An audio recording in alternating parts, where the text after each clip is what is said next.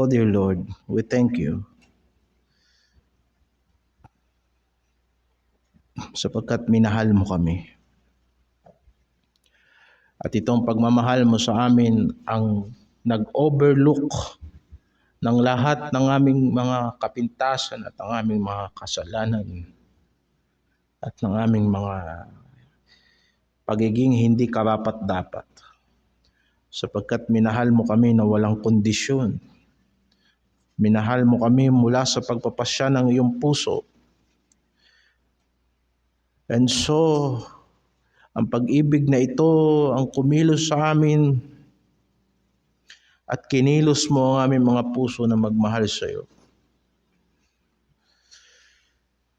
Tulungan mo kami ngayong umaga na maunawaan ang iyong mga banal na salita. Sa pangalan ni Jesucristo ng aking Diyos at Panginoon. Amen. Basahin natin sa Marcos. At yung ating Bible reading kanina, Mark chapter 1 verse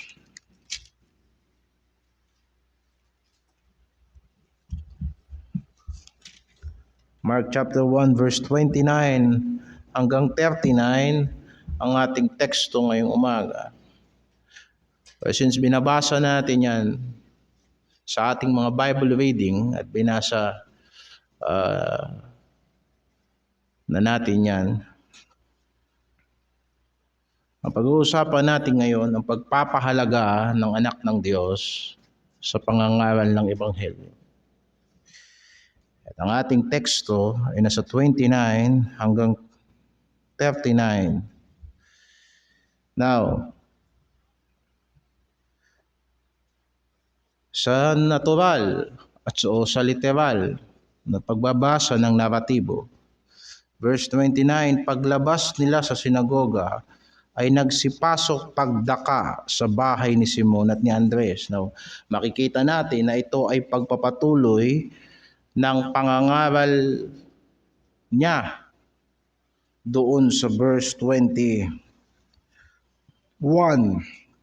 At nagsipasok sila sa Capernaum at pagdakay pumasok siya sa sinagoga ng araw ng Sabat ng pagtuturo.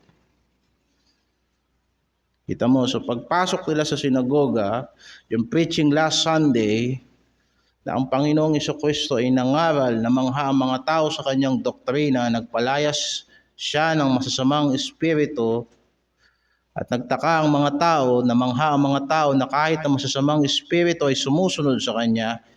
Pagkatapos nun, meron kaagad eksenang kasunod. Makikita natin yung pagkakasunod-sunod ng gawain ng ating Panginoong Jesucristo.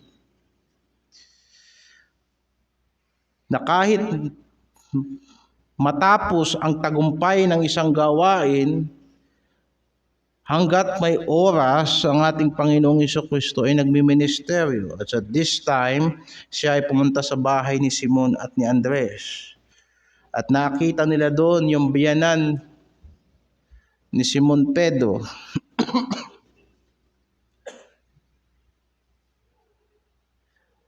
Na may sakit. Pinagaling yon ng Panginoon. At pagkatapos ng gumaling ang biyanan ni Pedro ay nagminister sa kanila. Naalala natin na ang Panginoong Jesucristo nagbigay ng instruction sa kanyang mga disipulo, pag kayo ay humayo at makatagpo kayo ng bahay na magbubukas sa inyo, doon kayo tumuloy at manatili kayo doon. And now, it is applicable sa panahon nila sapagkat una, wala naman silang church house. So, pwede natin sabihin, base.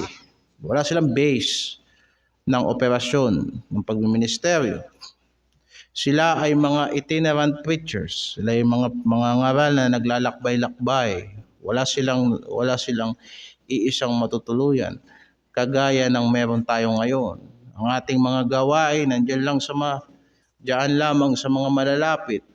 Anytime, pwede tayong bumalik sa ating kapilya, magpahinga, o sa inyong mga bahay, pahinga, kumain, mag-recharge, maligo, mag-ayos ng sarili. Pero sa panahon ng mga apostoles ng ating Panginoong Jesucristo, wala silang ganong lugar at lagi silang naglalakbay. So yung bahay ni Pedro ay pwede nating sabihin ay naging base ng pagmiministeryo sa lugar ng Capernaum. At ang Capernaum, isa siya sa mga town sa Galilee ay naging sentro ng kanyang Galilean ministry. Kaya ilang beses mo makikita, bumabalik siya sa Capernaum. While malapit yan sa Nazareth, kung saan ang ating Panginoong Hesukristo ay nagbinata, hindi niya naging sentro ng gawain ng Nazareth sapagkat hindi siya pininiwalaan doon ng kanyang mga kamag-anak. Kaya most of the time, ang kanyang pagmiministry ay nasa Capernaum at ang sentro ng kanyang pagmiministry sa Capernaum ay dito sa bahay ni Pedro at ni Andres. Makikita natin na ang Panginoon ay may sariling kaparaanan kung paano nagpo-provide at kumakalinga sa kanyang mga manggagawa upang siguraduhin ang pagpapatuloy ng pangangaral ng kaharian ng Diyos. Na yung mga tumanggap ng salita ng Panginoon ay sila din yung mga tao na gagamitin ng Diyos upang palaganapin at tustusan ang pangailangan ng pagpapatuloy ng Ebanghelyo. Ito ang kaparaanan ng ating Panginoong Hesukristo. Ngayon, isa pang mapapansin natin dyan, hindi ba pagkatapos nila sa sinagoga, pumunta sila sa bahay ni Simon Pedro. Ngayon, pagdating sa bahay ni Simon Pedro, nung kinagabihan na, talatang 32, at nang kinagabihan paglubog ng araw, ay kanilang dinala sa kanya ang lahat ng mga may sakit at ang inaalihan ng demonyo. At ang buong bayan ay nagkatipon sa pintuan. At nagpagaling siya ng maraming may karamdaman ng sari-saring sakit at nagpalabas ng maraming demonyo. Imagine natin, nung umaga na sa sinagoga ang ating Panginoong Hesukristo. Nung banda-bandang katanghalian, pumunta sa bahay ni Simon Pedro. Sinabi kong maaga yung sinagoga sapagkat alam mo mga Hudyo kung paano sumamba. Araw ito ng Sabat. Talatang 21, araw ng Sabat. At pagkatapos, siguro nakapahipahinga ng kaunti, nang lumubog na ang araw ng kinahapunan, tsaka naman nagdatingan ang mga tao para magpagaling sa kanya. Na hindi yon isang piraso, hindi yon 2 piraso. Ang sabi rito, halos ang buong bayan pumunta sa pintuan ng bahay ni Pedro. Masisilip natin mga kapatid na ang Panginoong Hesukristo ay masyadong busy sa kanyang mga gawain. Imaginin mo yung isang maghapon ng ating Panginoong Hesus na mayroong pagkakataon sa chapter 3 verse 20 ng Marcos na sa sobrang dami nilang trabaho sa ministeryo, halos hindi na sila makakain. Wala na silang halos panahon para mag-break time, mananghalian. At muling nagkatipon ang karamihan, ano pat hindi man lamang makakain ng tinapay. Kaya nga nung mabalitaan ng mga kapatid ng ating Panginoong Hesukristo sa laman na hindi na sila kumakain, ang sabi nila, ayan na, nasiraan na ng bait. Yung pinsan mo doon, o yung kapatid nyo doon, hindi na kumakain. Ando na nagsisigaw sa bundok, nangangaral doon, hindi na kumakain. Naku, parang nawalan na ng katinuan to. And the reason because hindi na sila makakain na kahit itong mga alagad niya na sumasama sa kanya sapagkat ang daming trabaho. Ganyan ang kabisihan ng ating Panginoong Hesukristo. At isa pang mapapansin nyo sa Marcos yung salitang pagdaka. Sunod-sunod, mabilis. Pagkatapos ng isang gawain, ito na namang isa. Ay kung ikukumpara natin ang ating paglilingkod sa Panginoong Jesucristo, mapapahiya talaga tayo. Sapagkat hindi lang tayo isang beses kumain sa isang araw. Minsan 5. Konting boring kain. Ang Panginoong Jesucristo hindi. Ang kanyang buong maghapon ay hindi umiikot sa almusal, tanghalian, gabihan. Kung hindi sa pagtatapos ng gawaing dapat niyang tapusin. Mababasa natin yan sa Juan, sa isang talata sinasabi, ang aking pagkain ay ang gawin ang kalooban ng nagsugo sa akin at ang tapusin ng kanyang mga gawa.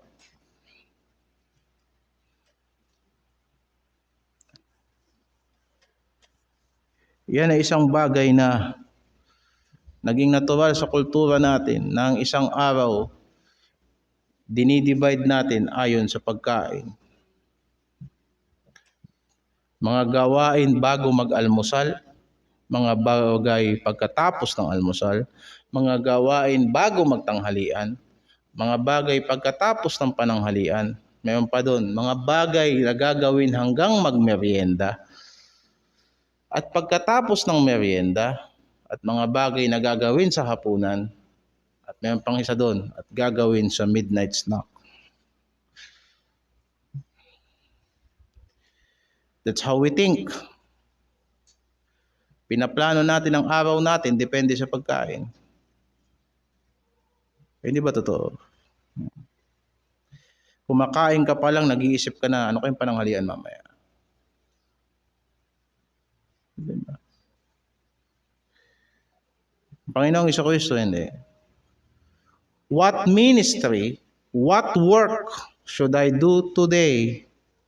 Tsaka na ako kakain whenever matapos yung gawain. That's why focus ang ating Panginoong Jesucristo. At isang mapapansin natin na isa sa mga work ethics ng ating Panginoon. Marami tayong matututunan sa ating Panginoon.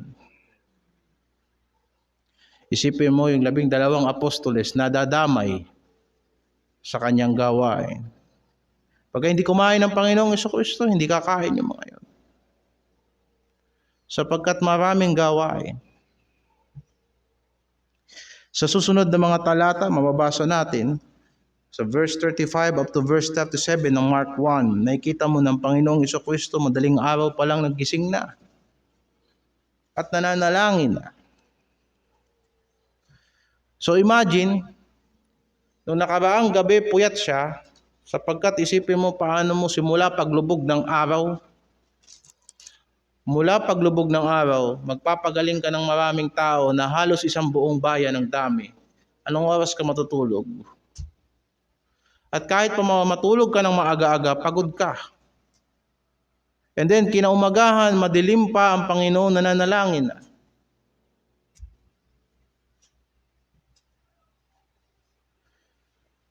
Kaya gigising ka para mag-devotion, hindi ka basta nagde-devotion. Hindi ka basta sumusunod sa devotional regime ng ating church. Sumusunod ka sa yapak ni Kristo.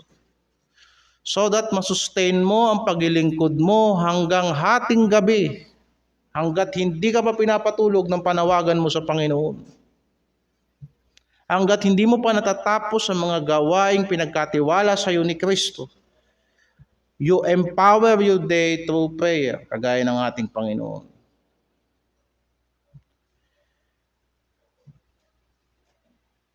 Makita natin na ang gumawa ng langit at lupa ay nagkatawang tao at nagkaroon ng katawan na kagaya natin. At every time, importante sa kanya ang pananalangin sa Diyos. Now, dito tayo sa focus ng ating pangangaral ngayong umaga. Nung habang siya'y nagdadasal, lumapit sa kanya si Pedro, sapagkat maraming gustong gumaling. At ang Panginoon, kapag ka nananalangin, umaalis siya sa distraction, lumalayo siya sa distraction. So hinanap siya ng mga tao, nandyan ba ang Panginoon? Di, maaga umalis yun, maaga naglakad yun. Okay? Nasaan? Hanapin natin. So hinanap nila ang Panginoon. Na makita nila ang Panginoon nagdadasal, at siguro hinintay nila matapos manalangin. Sabi ni Pedro, hanap ka ng mga tao. At ang sabi ng Panginoon, Ang response ng Panginoon ay mababasa natin sa verse 38, at sinabi niya sa kanila, magsiparoon tayo sa ibang dako na kalapit na bayan, upang ako'y makapangaral din naman doon, sapagkat sa ganitong dahilan ako'y naparito. Imagine the disappointment.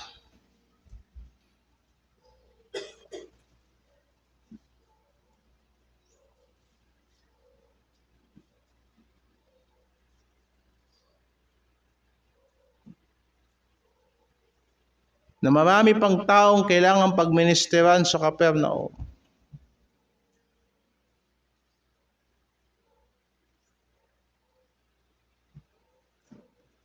Yung popularity, yung kasikatan na kanilang ginagather sa Capernaum, na nagiging sentro sila ng attraction. Pero sabi ng Panginoon, alis tayo rito. Punta tayo sa kabilang bayan, mangangaral din tayo doon. Because yan ang reason kung bakit ako dumating sa daigdig na to. Hindi para i-safety ang sarili ko rito sa bahay na to sa Capernaum. At total, nakakapag-minister naman tayo from this place. Dito na lang tayo. No, sabi ng Panginoon, alis tayo. Pupunta tayo sa kabilang bayan at mangangaral din tayo doon, sapagkat yun ang dahilan kung bakit ako naparito. Ipinakita sa atin ang talatang ito na unang ipinakita ng Panginoon sa kanyang mga apostoles ang kalinawan ng kanyang misyon, kanyang gawain. At ito ang ipangaral ang paghahari ng Diyos. Alam niyo, ipinangaral ko sa inyo yan. Talatang 14. Pagkatapos ng madakip si Juan ay napasa Galilea si Jesus na ipinangangaral ang ebanghelyo ng Diyos. That is the clarity ng kanyang mission. Maraming kayang gawin ang Panginoon sa ministeryo. Impossible things. Miraculous things. Marami siyang pwedeng gawin sa tao na himala.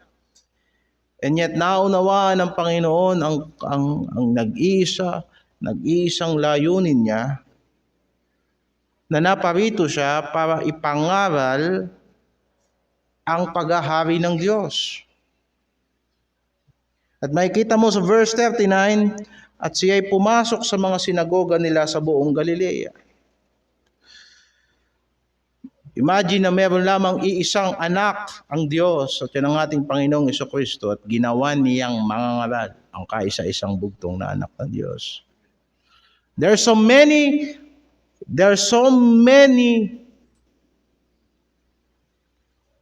occupation na magiging kaparaanan para mahipo ni Kristo ang buhay ng mga tao. In fact, di ba, karpintero siya. Pwede siyang maging kahit ano nagugustuhin niya.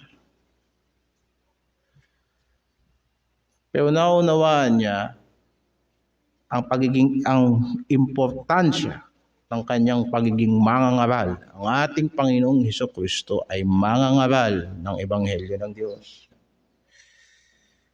Kaya yung binasa natin sa verse 38, pwede nating sabihin na yan ang mission statement ng ating Panginoong Jesucristo. Na madali nating mauunawaan. Of course, there are so many verses na sinabi rin mismo ng ating Panginoong Jesucristo kung bakit siya naparito. Sinabi niya, for the Son of Man is come to seek and to save that which was lost. Naparito ang anak ng tao para hanapin at iligtas ang nawawala. Sa isang talata, sinabi rin niya, naparito ang anak ng tao hindi para siya ang paglingkuran, kung hindi siya ang maglingkod. Pero paano niya yun ginagawa?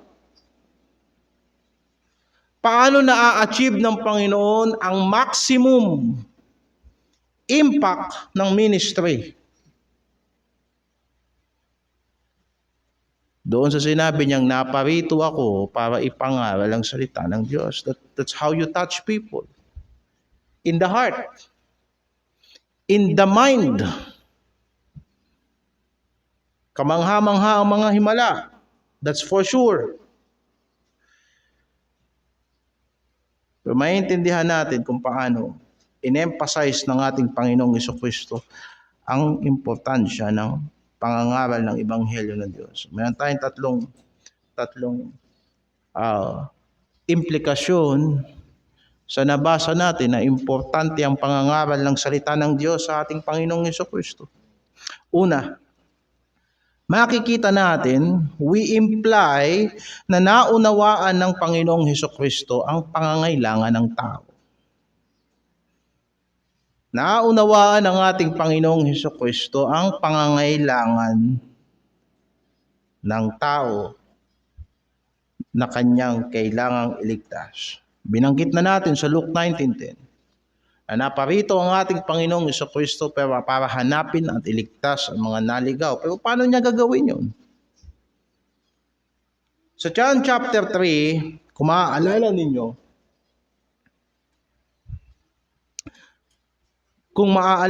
sa John chapter 3, sinabi ni Nicodemo sa Panginoon, ako naniniwala na ikaw ay galing sa Diyos. Sapagkat yung mga nagagawa mo, hindi yan nagagawa ng ordinaryong tao. Maliban na ang Diyos ay sumasa kanya. Because sa dulo ng chapter 2, ang daming gumaling. Sa Jerusalem, ang daming nakaranas ng himala ni Kristo. So ang sabi ni Nicodemus, walang makaagawa niyan maliban na kinakasiyahan siya ng Diyos, maliban na galing siya sa Diyos, meron siyang divine appointment. And knowing yung hope ng mga Hudyo during that time na darating ang Messiah upang i-establish ang kaharian ng Diyos, merong hidden na question doon na, ito na ba yung paghahari ng Diyos? Ikaw na ba yung Messiah na magtatatag ng kaharian ng Diyos? Of course, hindi niya tinanong yun sa Panginoong Jesucristo vocally. Pero kung papansinin niyo yung sagot ng ating Panginoong Jesucristo sa kanya, sinabi niya, sinasabi ko sa iyo, maliban na ang tao ipanganak na muli, hindi niya makikita ang kaharian ng Diyos. John chapter 3 verse 1 to 3. At pinaliwanag niya kung anong ibig sabihin ng kapanganakang muli. Sa verse 5 hanggang verse 8.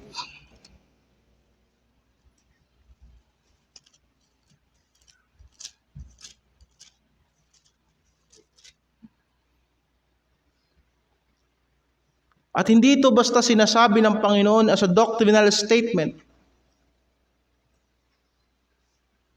Nangungusap ang Panginoon directly kay Nicodemus na siya mismo ang nakakita ng mga himala ni Kristo. Sapagkat nagtanong si Nicodemus, paano yung matanda na? Matanda na siya. Papasok ba siya ng nanay niya para ipanganak sa uli? So personal yung sinabi ng Panginoong Jesucristo kay Nicodemus, you must be born again. At anong ibig sabihin ng kapanganakang muli? Nasa verse 5 hanggang verse 8. Sa verse 5, nagbigay ang Panginoon ng hint ng katuparan ng kasulatan kay Ezekiel 36. Na kailangan ng tao ipanganak sa tubig at sa espiritu upang makapasok sa kaharian ng Diyos. At yun ay internal na paglilinis. At yun ay ang paglalagay ng espiritu ng Diyos sa puso ng tao. Kaya verse 6, ipinakita ng Panginoon yung pagkakaiba ng ipinanganak ka sa laman na bilang Hudyo at may pinagkaiba yung pinanganak ka sa Espiritu. Ang pinanganak sa laman ay laman. So sinasabi ng Panginoong Jesucristo kay Nicodemus, hindi ibig sabihin na Hudyo ka ay para sa iyo na agad ang kaharian ng Diyos. Sapagkat kailangan mong ipanganak na muli. Kaya sinasabi ko sa iyo, huwag kang magtaka. Kahit ikaw na Pariseo at guro ng mga guro na nakakaalam ng kautusan, kailangan mong ipanganak na muli. And verse 8, lalo niyang inilarawan kung gaano kamisteryoso ang kapanganakang muli na kanyang sinabi, umiihip ang hangin kahit saan. Hindi mo nakikita, hindi mo alam saan ang galing, pero naririnig mo yung ugong. So binuklat natin ang mga talatang yan because doon sa binasa natin sa teksto ngayong umaga, naalalaman ng ating Panginoong Hesukristo ang pangangailangan ng tao na kanyang ililigtas. Na ang alam niya sa pangangailangan ng tao, tanging pangangaral lamang ng salita ng Diyos ang makatutugon. Sapagkat ang makaranas ng himala at ang makakita ng himala ay hindi kaparehas ng pagpasok sa kaharian ng Diyos.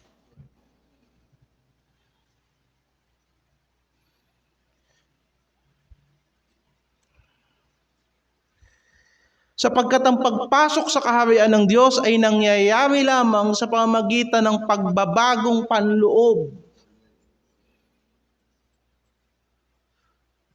So hindi ibig sabihin na itong mga taong ito, inalis sa kanila yung masasamang espiritu sa Biblia, ligtas na sila.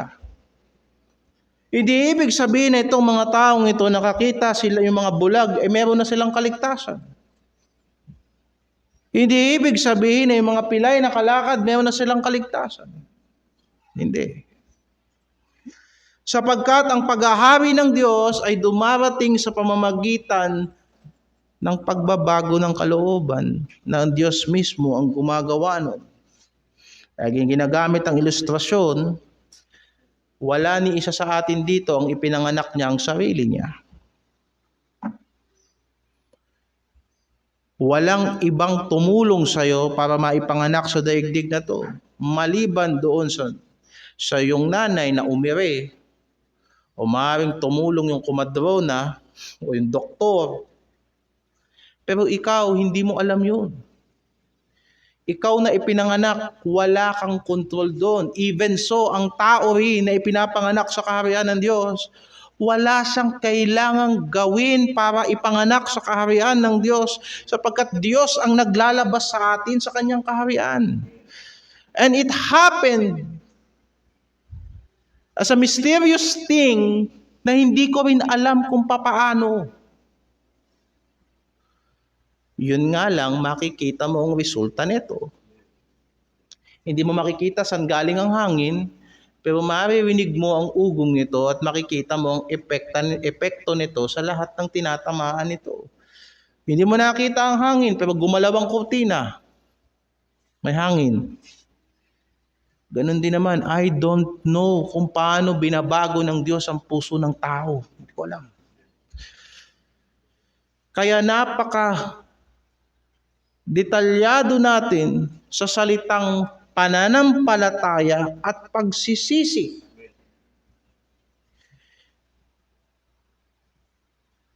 Because yung mga taong tunay na magsisisi at tunay na sasampalataya kay Kristo ay yun lamang kinilos ng banal na Espiritu sa pamamagitan ng kapanganakang muli.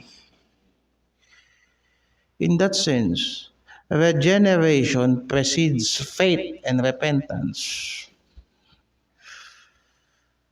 Diyos ang nag-i-initiate sa puso ng tao ng pananampalataya at pagsisisi. At alam ng Panginoong Hesukristo, no matter gaano karaming himala ang naranasan mo, kahit ikaw pa mismo ay nakaranas ng himala na si Kristo mismo ang gumawa sa buhay mo, unless na ma-born again ka, hindi ka mapaghaharian at hindi ka paghaharian ng Diyos.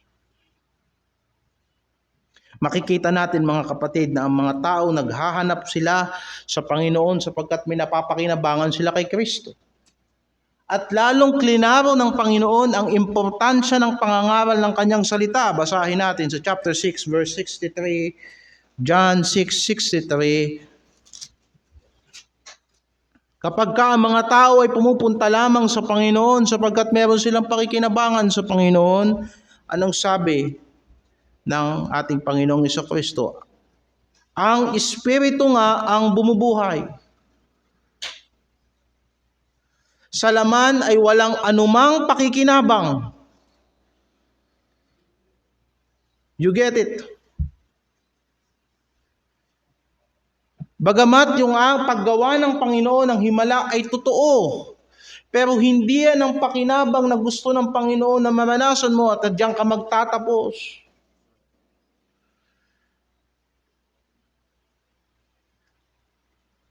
Ang Espiritu nga ang bumubuhay, sa laman ay walang anumang pinakikinabangan. Ang mga salitang sinasalita ko sa inyo ay pawang Espiritu at pawang buhay. Makikita mo na hindi ibig sabihin na dati kang bulag, ngayon nakakakita ka na may buhay ka sa Diyos. Hindi ibig sabihin na dati kang pipi, nahawakan ni Kristo yung nguso mo at nakapagsalita ka na ngayon, hindi yun equivalent na may buhay ka.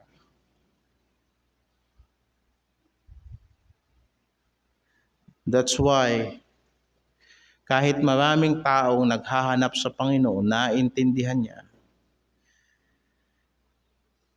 ang importanteng mabago sa tao panloob. Habang lumilipas ang panahon at ang mga tao nagiging adik at sinisira nila ang kanilang sarili, hindi mauubos ang mga taong may kapansanan sa ating panahon. Dumarami pa nga ang may sakit ngayon. Yung iba pinagbubuntis pa lang sa tiyan. Dahil ang kanilang mga ninuno ay na-addict sa mga radiation, minamana ng susunod na henerasyon. Pahina ng pahina ang genes ng tao. Idagdag mo pa yung mga self-inflicted, kagaya ng pagdodroga at pagiging lasinggero at pagiging addict sa sigarilyo. Idagdag mo na lahat yan na sumisira sa katawan ng tao. Idagdag mo pa yung addict sa cellphone na nakakabobo ng utak at nakakakitid ng pananaw. Walang pinagkaiba yon sa nagda-drugs. Tanungin nyo mga doktor ninyo at mga nag-aaral. Hindi mawawala ang mga taong may kapansanan hanggang sa pagdating ni Kristo. Mga taong may problema, mga taong walang makain. Tanungin mo bakit walang makain? Malakas naman. Hindi mauubos ang maraming pangangailangan sa daigdig na to. Kung marami na sa panahon ni Kristo, mas marami pa sa huling panahon. Pero hindi ibig sabihin na pakain mo ang tao may buhay na walang hanggan na yan. Hindi ibig sabihin na rehab mo ang tao, ligtas na yan. Pwede mong lagyan ng mabigat na disiplina yan para matame ang kanyang pagiging tao. Pero tandaan mo, ang leon na nakaupo, leon pa din.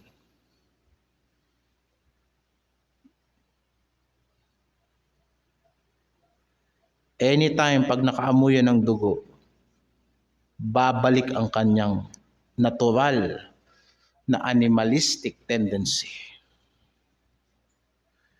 Kaya mahirap magbait-baitan, sinasabi ko sa'yo. Ang daming trigger sa daigdig.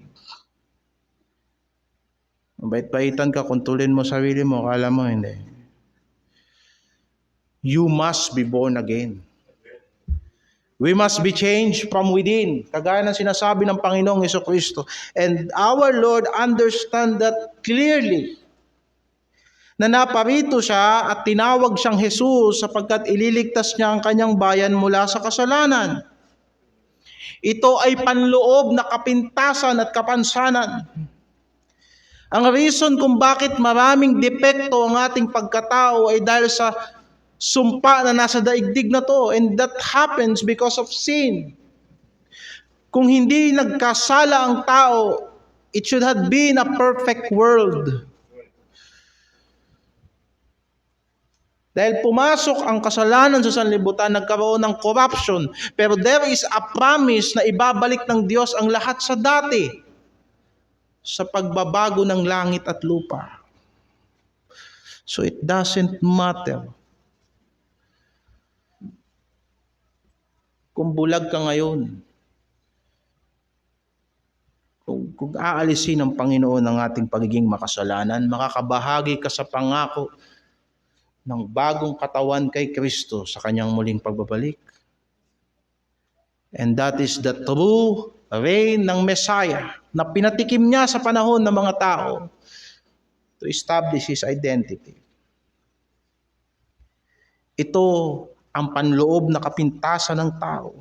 Sabihin ko sa iyo, kahit buo ang katawan mo, hindi ka bulag, hindi ka bingi, hindi ka paralitiko.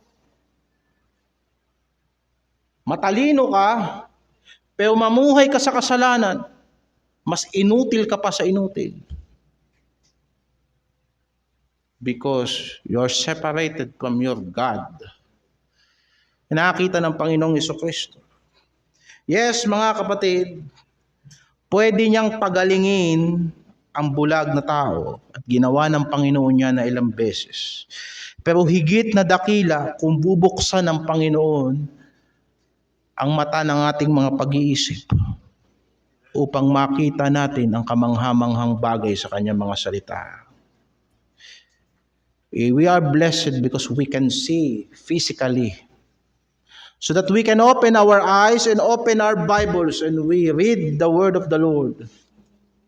Sinasabi ng banal na kasulatan, the entrance of thy word giveth light. Yes, kaya ng Panginoong Jesucristo na yung mga hindi makapagsalita ay makapagsasalita rin. Kaya ng Panginoon yan. Pero higit na bagay na babaguhin ng Panginoon ang ating puso para lagyan niya ng mga bagong pagpupuri at awitin ng ating mga bibig para purihin natin ang Diyos. Kaya ng ating Panginoong Hesukristo na pagalingin ang pilay, ang mga lumpo, ang mga paralitiko. Pero higit sa lahat, kaya ng Panginoon bigyan ng bagong disposisyon sa buhay ang tao.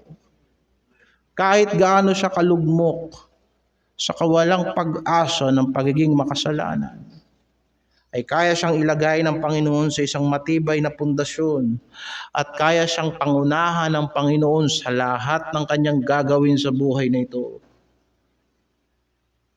Oo, kayang paalisin ng Panginoon ng masasamang espiritu sa tao. Kaya, pero mas higit na kung aalisin ng Panginoon ng masamang espiritu sa tao, ilalagay niya ang banal na espiritu sa loob mo. Kaya kahit ilang masamang espiritu pa ang lumaya sa iyo, na kahit ang mga hindi sumasampalataya kay Kristo kapag nakakapakinig ng pangangaral, bumabait. Pero hanggat hindi nananahan ng banal na espiritu sa puso mo, babalik ka lang sa dati. Kagaya ng parable, na kapag masamang espiritu pinalaya sa tao, walang malipatan, babalik siya sa dati niyang bahay, nakita niya, uy, walang nakatira, malinis ah. Magsasama siya ng 7 pa. That's why itong nakakatakot na bagay, pwede kang pabaitin ng pangangaral. Siyempre, masakit ang pangangaral. Praktikal ang pangangaral. Kaya lamang kung hindi nakatira ang Panginoon sa puso mo, magiging mas masama ka kaysa dati. Hindi dahil sa dumadaan ng Kristiyano sa Reformation period, kung hindi dahil sa wala ka talagang espiritu ng Diyos. Ay, hindi ba?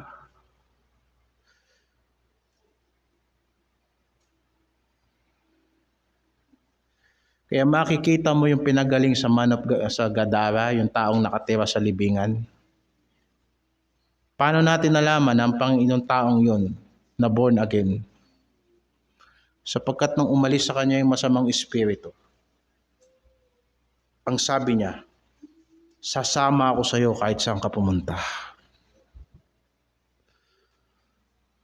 Nakita niya yung halaga ni Kristo. Yung lumayas ang libo-libong demonyo sa kalooban ng tao papunta sa mga baboy is another thing. Pero ang makasalanan na mag-profess, sasama ako sa iyo kahit saan ka pumunta. Susunod ako sa iyo. That is another. At sinabi sa kanya ng Panginoon, umuwi ka sa inyo. Ipagsabi mo kung gaano ka kabuti ang Panginoon sa iyo. You see, there are so many people na nakaranas na paalisin sa kanilang masamang espiritu and yet they do not follow Jesus Christ.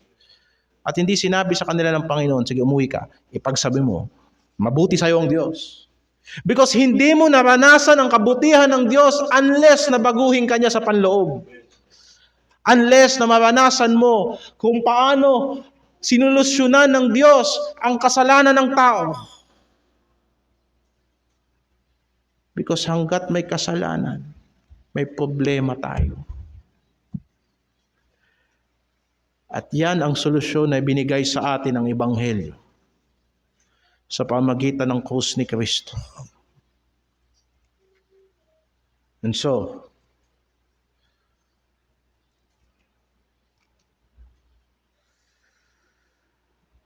hanggat may kasalanan, nalalayo ang tao sa Diyos.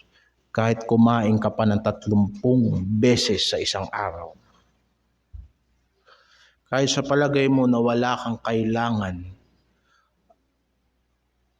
na kapag kailangan mo ng pera, nandiyan ang pera mo sa bangko, may magpapadala sa iyo ng pera, pero hanggat hindi ka anak ng Diyos, dito lang yan sa lupang ito. Mamamatay ka, babalik ka sa alabok. At wala kang muling pagkabuhay pagbalik ni Kristo. Pero bubuhayin ka ng Diyos para sa araw ng paghuhukom. That's why sinabi ng Panginoon, tara, punta tayo sa kabilang syudad. Marami na tayong napagaling dito. Hindi tayo nandito para lang magpagaling ng mga tao. Punta tayo doon, kailangan na nilang marinig ang Ebanghelyo ni Kristo.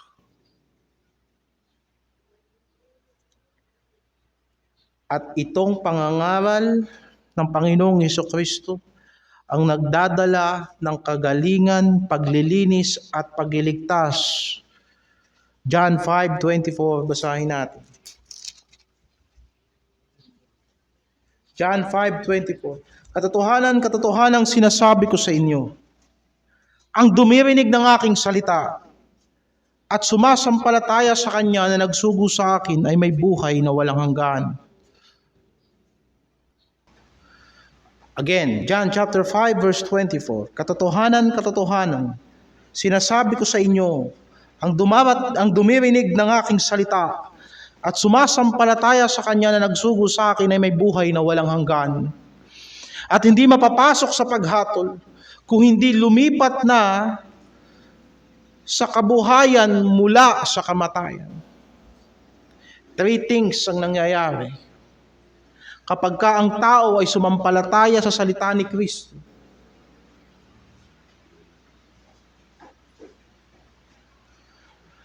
Pagka nakinig sa salita ni Kristo ang tao, 3 bagay ang nangyayari. Una, tinatanggap niya yung Diyos. Sumasampalataya siya sa mismong Diyos.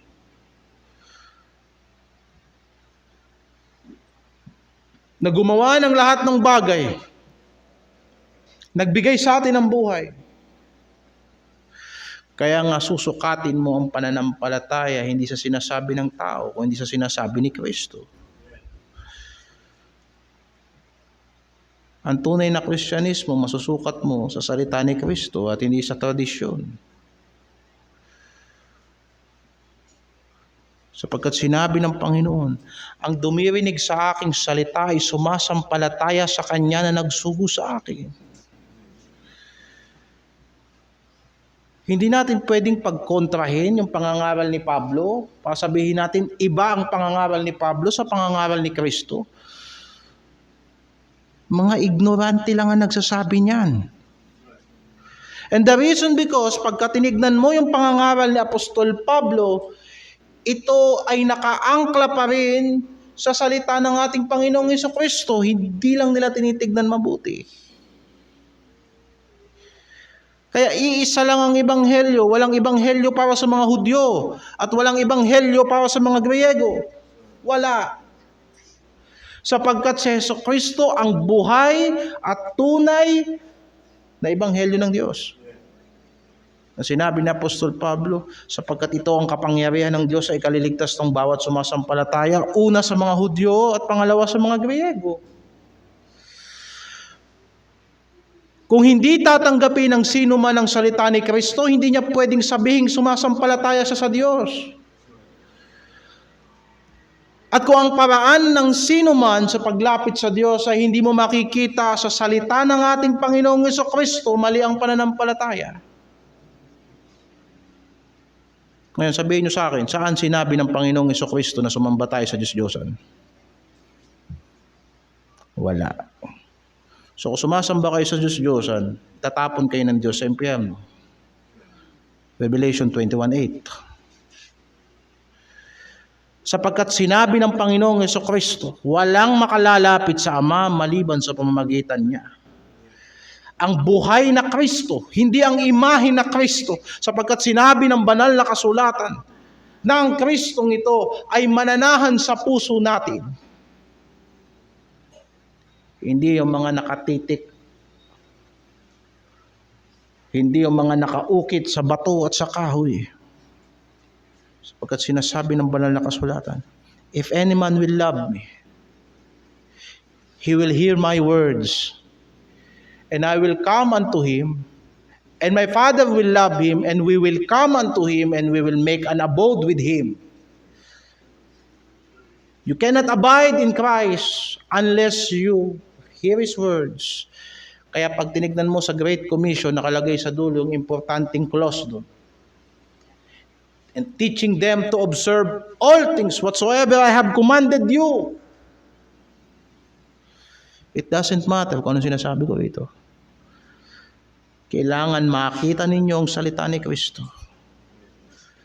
Sapagkat kung wala kayo sa salita ni Kristo, wala kayo sa Diyos.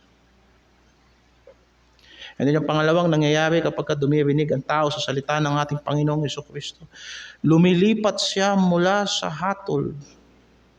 Hindi na siya hahatulan ng Diyos. So it doesn't matter kung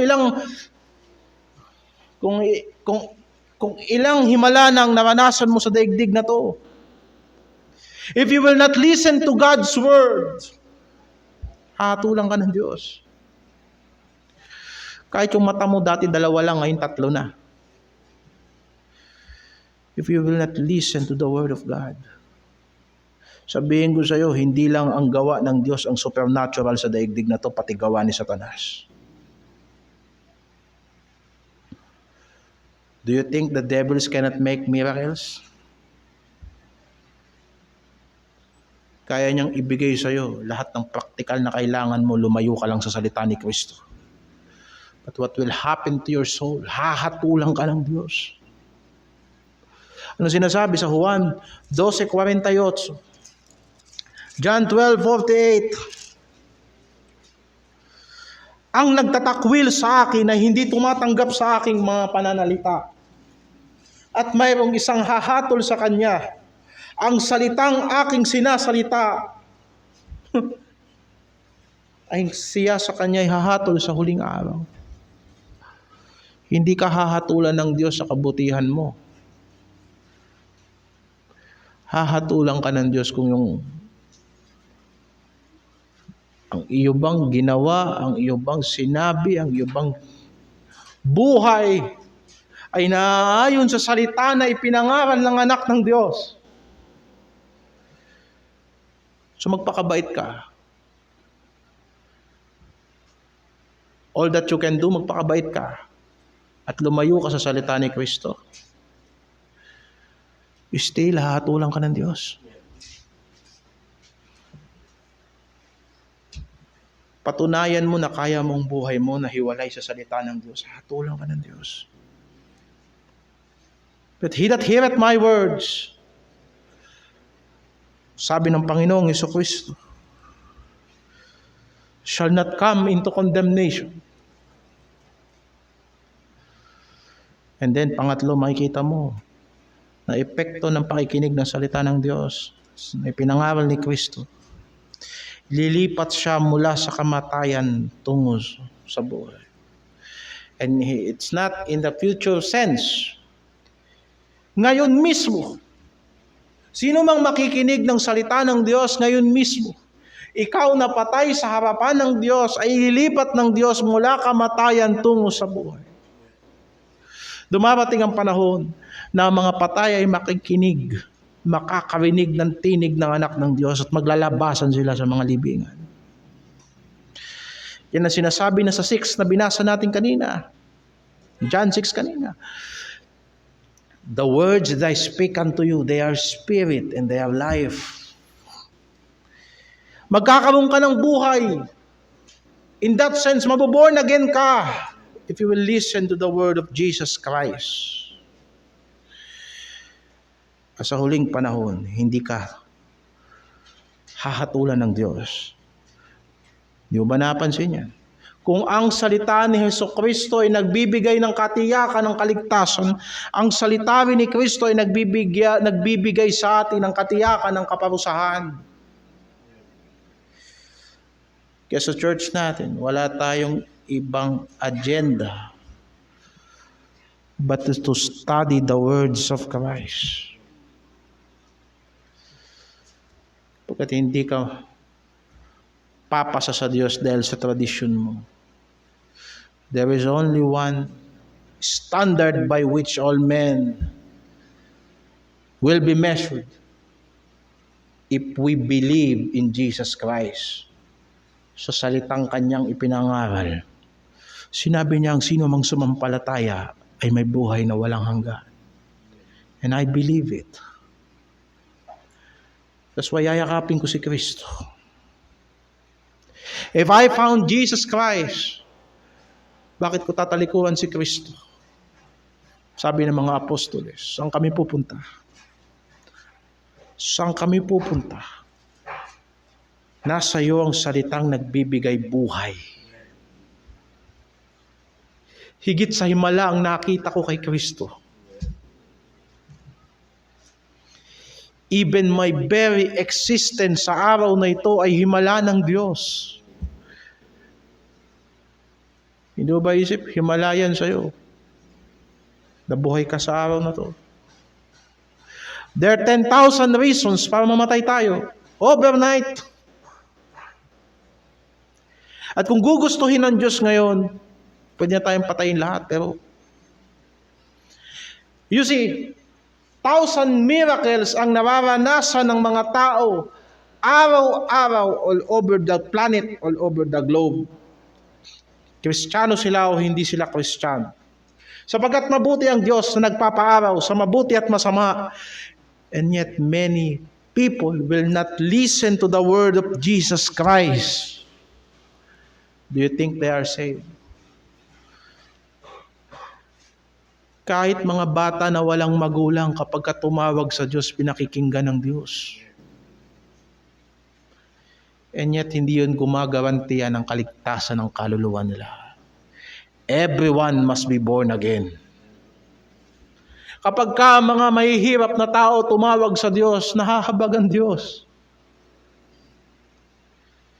Ang sinabi ni Jose Rizal sa chapter 1 ng No Limit Angere, na mga pakalat-kalat na tao sa Maynila na sa habag ng Diyos ay pinararami ng Diyos. Nabubuhay.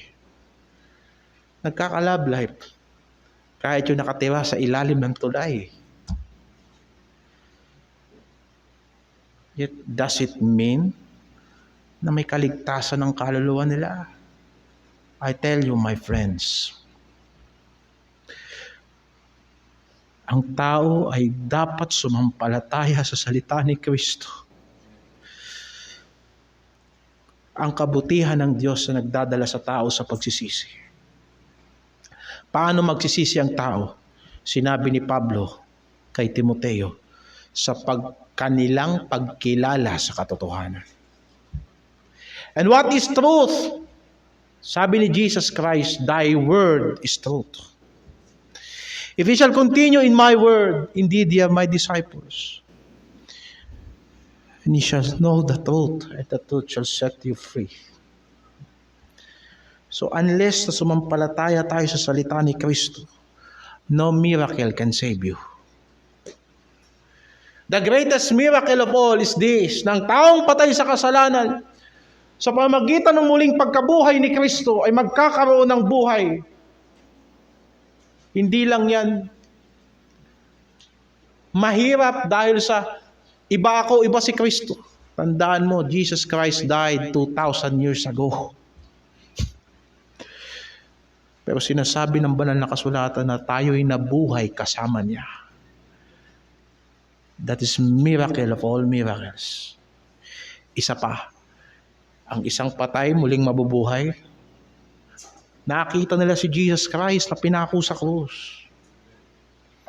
Nakita nila ang ating Panginoong Jesucristo na tinusok sa tagiliran. Tumulo ang dugo at tubig. Namatay ang ating Panginoong Jesucristo. And yet, sa ikatlong araw ay muling nabuhay. Ang sinasabi ni Apostol Pablo sa simbahan sa Efeso, nawa maranasan nyo rin yung kapangyarihan na yan ng binuhay ng Diyos Ama sa Jesucristo mula sa mga patay. Yan din ang bubuhay sa ating mga panloob na pagkatao, mga kapatid. Maaring hindi mo matatanggap yung himala sa daigdig na to na hinahanap mo.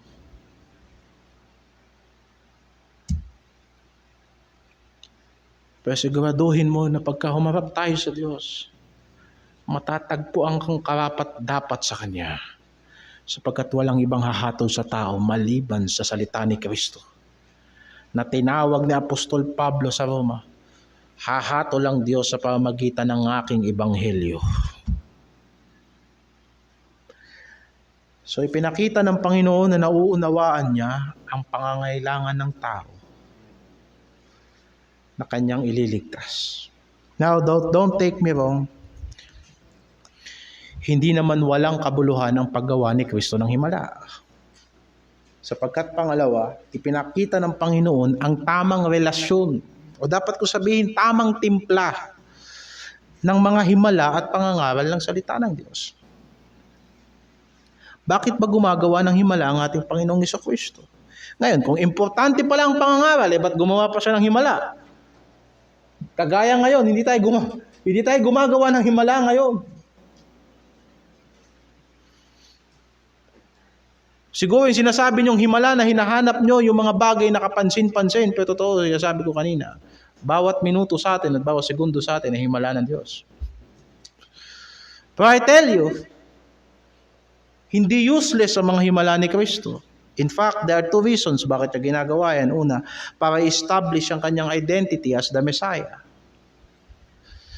Ang mga Hudyo ay naghahanap ng tanda.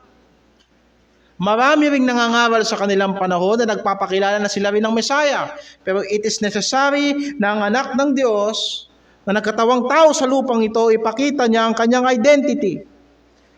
Matthew 11 verse 2 to 6, kahit si Juan Bautista ay nagtanong, ikaw na ba yung hinahanap namin o maghihintay pa kami ng darating?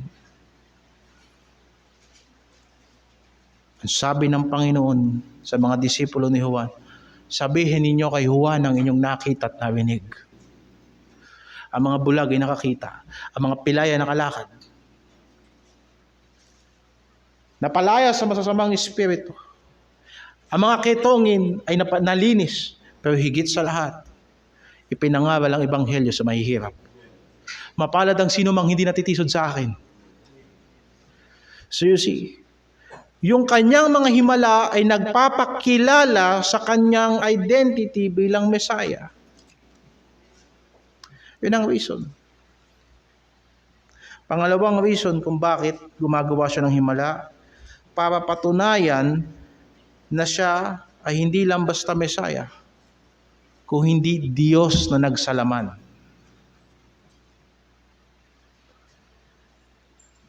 Maraming view about the Messiah, even until now.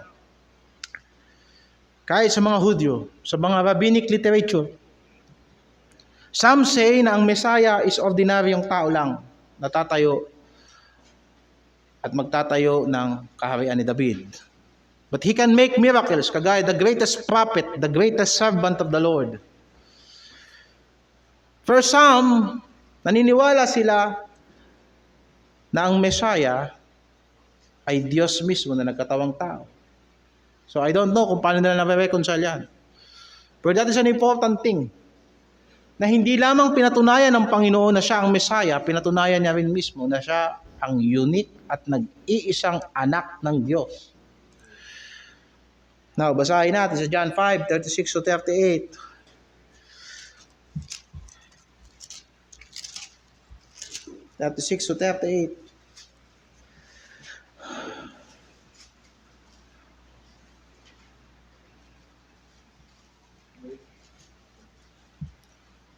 Datapwat siya 36 o 38. Datapwat ang aking pagpapatotoo ay lalong dakila kaysa kay Juan, sapagkat ang mga gawang ibinigay sa aking ama ng aking ama upang ganapin, ang gayon ding mga gawa na aking ginagawa ay nagpapatotoo tungkol sa akin na ako'y sinugo ng ama. Now, John 10 verse 24 and 25. Nilibot nga siya ng mga Hudyo at sa kanya'y sinabi, hanggang kailan mo baga kami pag-aalinlanganin? Kung ikaw ang Kristo, sabihin mong maliwanag sa amin. Sinagot sila ni Jesus, sinasabi ko sa inyo, at hindi kayo nagsisampalataya. Ang mga gawang ginagawa ko sa pangalan ng aking ama ay siyang nagpapatotoo tungkol sa akin. And then verse 30, makikita mo dyan, ako at ang ama ay iisa. Di ba nakita itong mga gawa ko? Nagpapatunay ito na ako at ang ama ay iisa. Ako ay Diyos nagkatawang tao, in the flesh. Kaya kung ang salita ni Kristo ay salita ng Diyos, makinig kayo sa sinasabi ko, sabi ng Panginoon sa kanila. Hindi kayo nakikinig sa aking tinig, verse 26, sapagkat hindi ko kayo mga tupa. Ang mga tupa ko nakikinig sa aking tinig. At sila'y sumusunod sa akin. You see, bakit kailangan ng himala? Para establish yung identity ni Jesus Christ at saka yung authority niya sa pangangaral ng salita ng Diyos. Yun ang reason. Hindi lang para kunin ang atensyon ng mga tao, kung hindi para patunayan sa kanila kung sino siya at kung ano siya.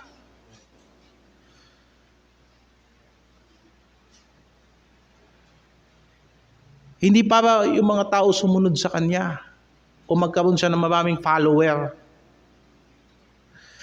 Dahil alam mo, ang Panginoong Jesucristo, ayaw niyang ang pinagsasabi yung kanyang mga ginagawang kamanghamanghang bagay. Ang Panginoong Jesucristo, pag alam niya, hinahanap siya ng mga tao, hindi para sa kanyang salita, nagtatago ang Panginoon. Namumundok kahit gabi.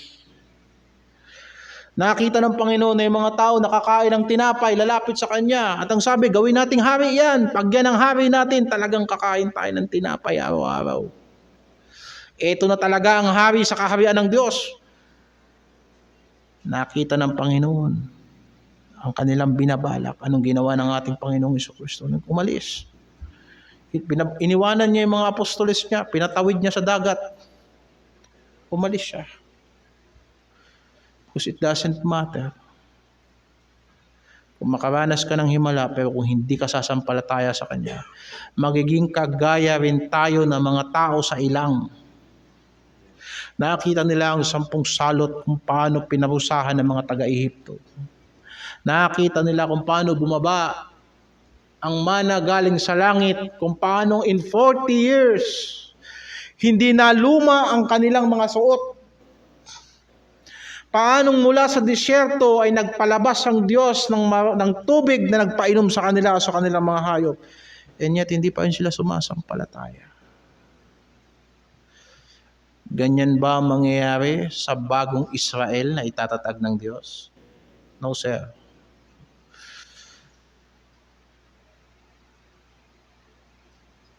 Na kahit sa lumang tipan sinadya ng Diyos sa kanila, pinakumbaba kita, ginutom kita, pinakain kita ng mana na pinagsawaan mo 40 years. na hindi mo alam ano ba to. Yung ibig sabihin ng mana eh. What's this? Anong pagkain to? Di ba? Ang ganda pakinggan, mana. Pero ang ibig sabihin ng mana, ano to? Pangalan pa lang nagrereklamo na. Upang malaman mo na hindi lamang nabubuhay ang tao sa tinapay, o hindi sa bawat salitang nanggagaling sa bibig ng Diyos. Deuteronomy 8:3. Kita mo? Kaya minsan hindi ka talaga makakaranas ng himala na hinahanap mo. Sapagkat gusto ng Diyos na malaman mo. Hindi sa himala nanggagaling ang buhay ng tao, kundi sa bawat bibig, salita na nanggagaling sa bibig ng Diyos.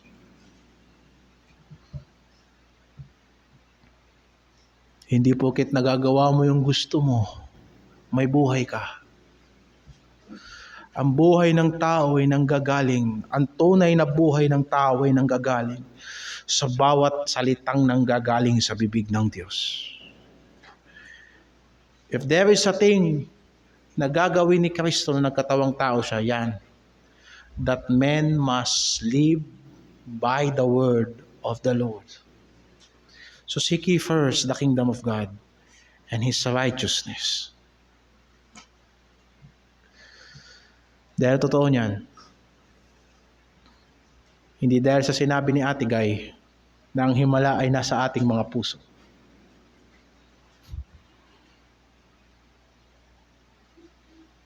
Kung hindi, totoo. We are His workmanship created in Christ Jesus unto good works. Umaasa pa rin ako na maraming mga tarantadong tao, maiging matitinong tao dahil sa ebanghelyo ni Kristo. So we will give no quarter. Kahit gaano kahigpit at kasakit ang ebanghelyo, so be it. Because hindi tayong naghuhulma ng tao o hindi ang Espiritu ng Diyos. Pero gusto mo hanapin ng Diyos sa kanyang mga gawa, tumingin ka sa mga taong sumampalataya kay Kristo. Yan ang reason kung bakit hindi tayo naligtas sa gawa. Naligtas tayo sa biyaya ng Diyos at sa pamamagitan ng pananampalataya. At hindi sa ating mga sarili, at ito'y kaloob ng Diyos. Sapagkat tayo ay mga nilalang ng Diyos kay Kristo Jesus sa mga para sa mabubuting gawa na plinanan ng Diyos nung una pa. Maaring yung ginagawa nating pagtulong sa kapwa ay hindi nila tinitignan na himala. Because napakasimple.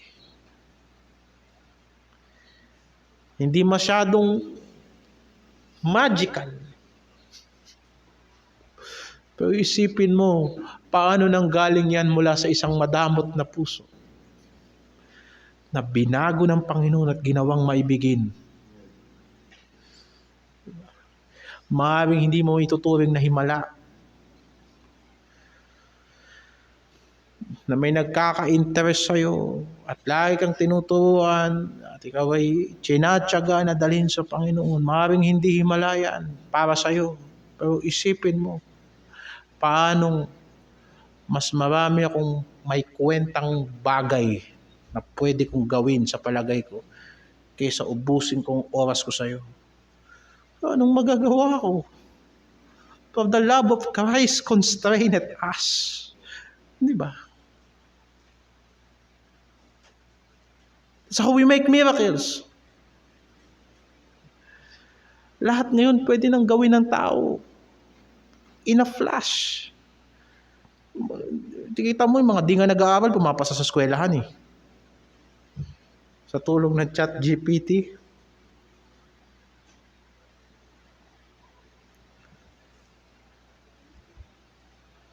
Kaya importante ang mabuting gawa.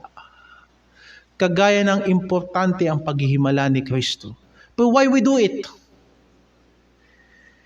Hindi para akitin sila. Kung hindi para ipakita sa kanila kung sino tayo. Kami ay mga anak ng Diyos. Kaya nga kahit gawan ka ng masama, huwag kang gaganti.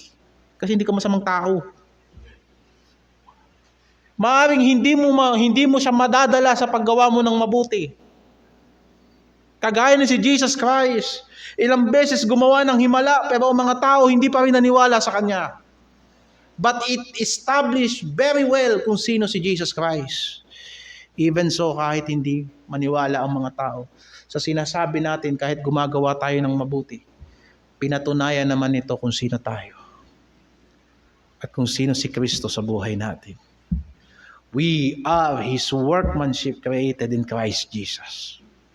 Marami magsasabi, kami ang totoo, kami ang tama, sapagkat tama ang aming doktrina. Maaaring tama ang doktrina mo. Pero kung yung doktrina mo hindi nagbago ng buhay mo, manluloko ka rin kagaya ng iba. Sapagkat sinasabi ko na ang ebanghelyo ni Kristo ay nagbabago ng buhay. Sinasabi ko na ang sino mang nakipag-isa kay Kristo ay nagiging bagong nilalang. So mga kapatid, iluha natin ang pagiging makasalanan natin. Ilagay natin ang mga kabigatan natin sa paa ni Kristo. Sinabi naman sa atin ng Panginoon, lumapit kayo sa akin, kayong mga nabibigatan. Lalapit ka ba kasi kulang yung pambayad mo sa kuryente? Lalapit ka sapagkat marami kang problema, wala kang makain?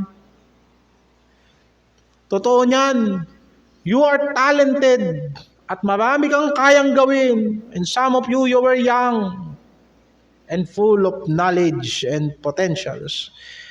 And yet, nagsasayang kayo ng oras. That makes your life miserable. So you come to Jesus Christ, at pag naboboring kayo, huwag kayong lumalapit sa entertainment ng sanlibutan dahil lalo kayong gagawing tamad niyan.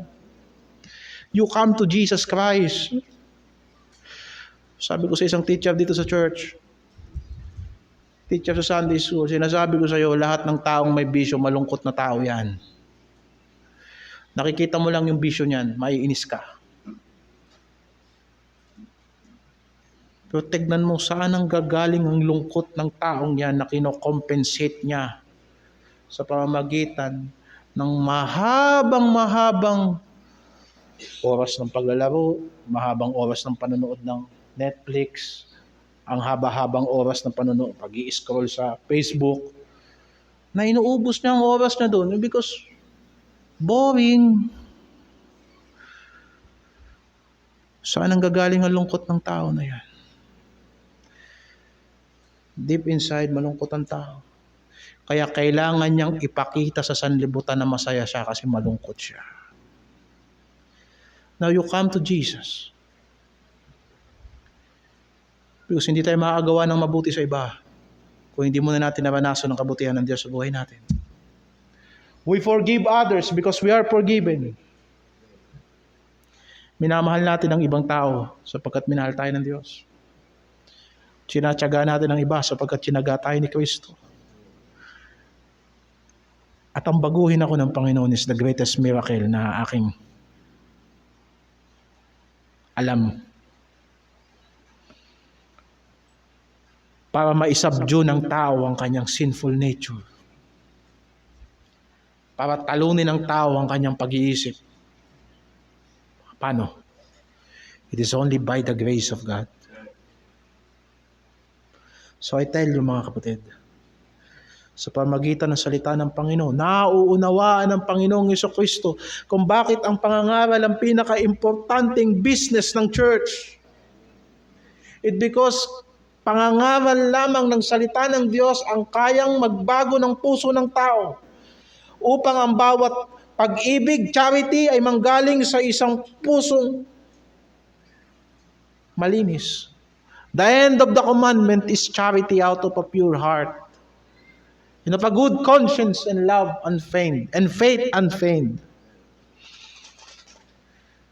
Gagawa tayo ng mabuti sa kapwa.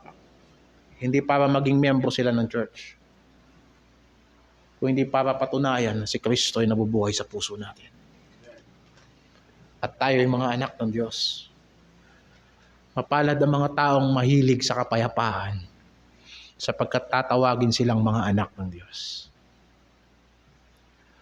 Mapalad ang mga pinag-uusig sapagkat inusig din nila ang mga propeta na nauna sa atin. Mapalad ang mga maamo, sapagkat sila ay pamamanahin ng Diyos sa daigdig.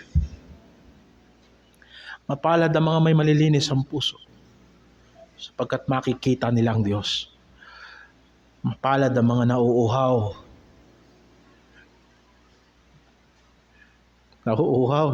at nagugutom, hindi para sa kanin at soft drinks, kung hindi para sa katuwiran, sapagkat sila'y bubusugin ng Diyos.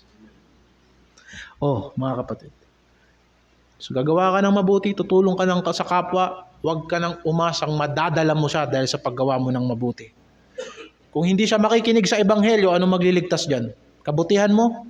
Hindi. Mapapagod ka lang. Kung hindi, ipapakita mo sa kanya ang iyong mabuting patotoo, sapagkat kahit hindi siya sumampalataya, anak ka ng Diyos at sumasampalataya ka. Kahit ang demonyo, basta makikinabang, magpapakabait din. So kung gagawan mo siya ng mabuti, kasi mapapakinabangan mo siya, gagawan kitang mabuti para madala kita sa church. Di ba ginagawa rin niya na makasalanan? So I tell you, by the words of Christ, love your enemies. Yun ang reason. Mahalin natin ang ating mga kaaway. Gawan natin ang mabuti yung gumagawa sa atin ng masama. Pagpalain natin yung mga sumusumpa sa atin. Kaya huwag kang gagawa ng kalokohan. Anak ka ng Diyos.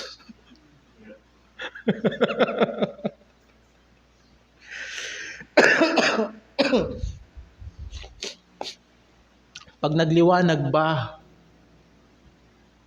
ang ilaw, may condition ba yan? O sige, liliwanag ako ha. Pero aalis ang kadiliman. No. It just happened. It just happened.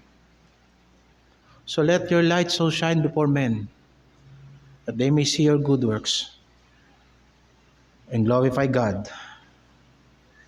and glorify your Father which is in heaven. So last, naunawaan ng Panginoong Jesucristo ang kanyang relasyon sa Ama. At para i-conclude ang lahat ng ito, ang Panginoong Jesucristo ay dumepende sa kalooban ng Diyos. It pleased God na sa pamamagitan ng walang kwentang pangangaral ng Ebanghelyo ni Kristo, iligtas niya ang lahat ng sumampalataya. Ang mga Hudyo naghahanap ng tanda at ang mga Griego naghahanap ng logic. Si Jesucristo nakaka-disappoint. Pag pinakinggan mo ang katalinuhan ni Kristo, nakakabobo. Isipin mo, pagka sinampal ka sa kanan, hirap mo yung kaliwa. Sino gusto niyan? Pag kinuha yung Amerikana mo, bumalik ka, bigay mo pati t-shirt mo. Pagka pinagbuhat ka ng isang milya, buhatin mo ng 2 milya. Kapag ka sa isang araw, nagkasala sa iyo ng 7 beses at 7 beses din ang hingi ng tawad, 7 beses mo rin patatawarin yun. At higit pa, 70 times 7 in a day.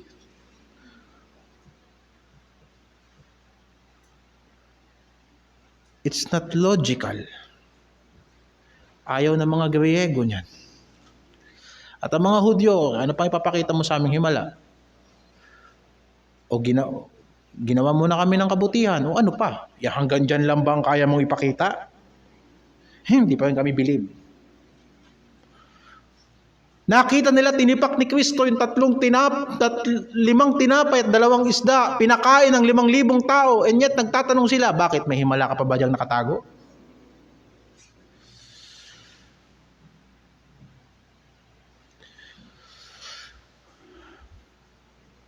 Pero sa atin ang mga ligtas, si Jesucristo ay kapangyarihan ng Diyos.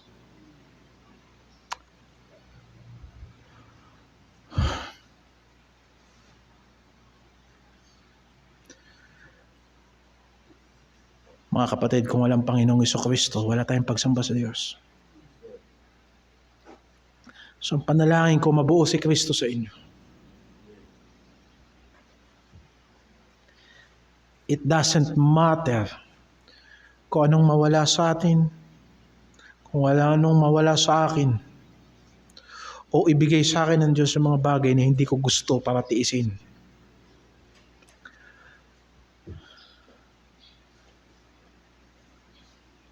But let me have Jesus.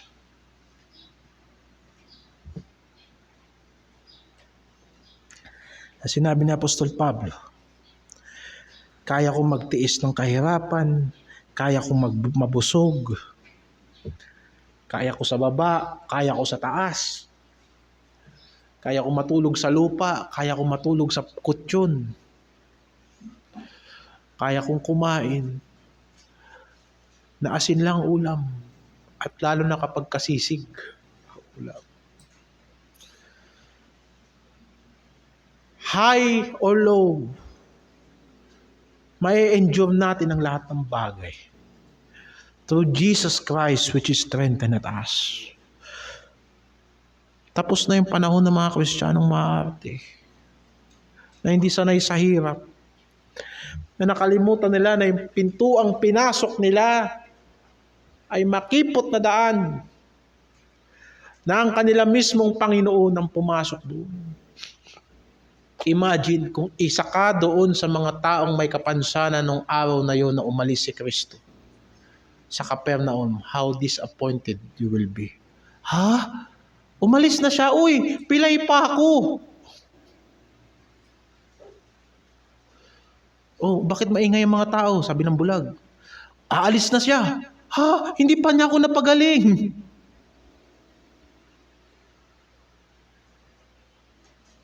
You see? Kaya wag mo nang isipin, wag ka nang magtaka kung hindi susolusyonan ni Kristo ang lahat ng problema mo. Remember, papasok ka sa makipot na pintuan, di ba? Papaluwangin ba ni Kristo yan para sa'yo? Makipot yan, my friend. And full of struggle, upang maranasan mo ang yakap ni Kristo sa mahigpit na panahon.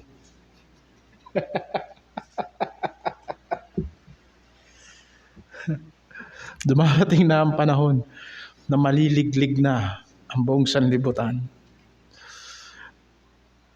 Baka nga mawala lang ang wifi, magbabackslide ng mga Kristiyano. Alala ko yung isa dyan. Anong prayer request mo? Wifi namin, tagal lang hindi inaayos, ha? Wala ka ba ibang prayer request? Basta sa ngayon, yun lang kailangan ko. Yung wifi namin, di pa naayos ilang araw.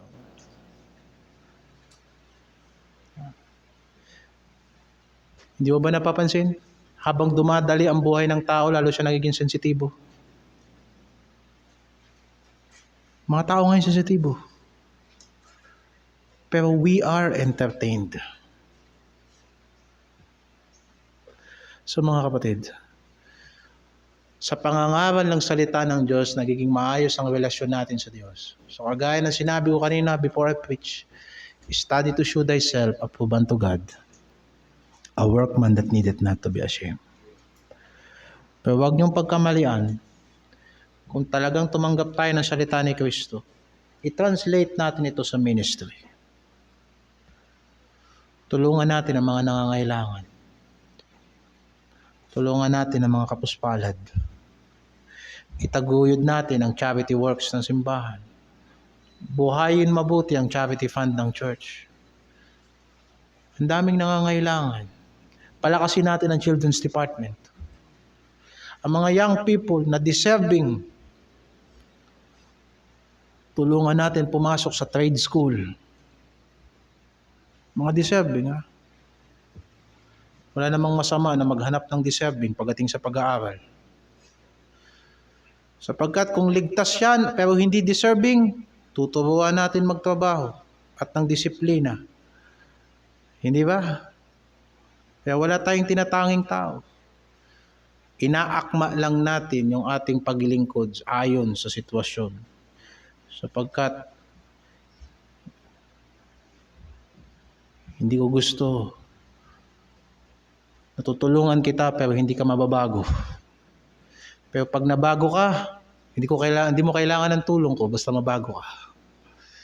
Because God is able. Paano ko tinulungan ng Diyos? Tutulungan kami ng Diyos. Lalo kayong mga lalaki kayo. We need men sa church.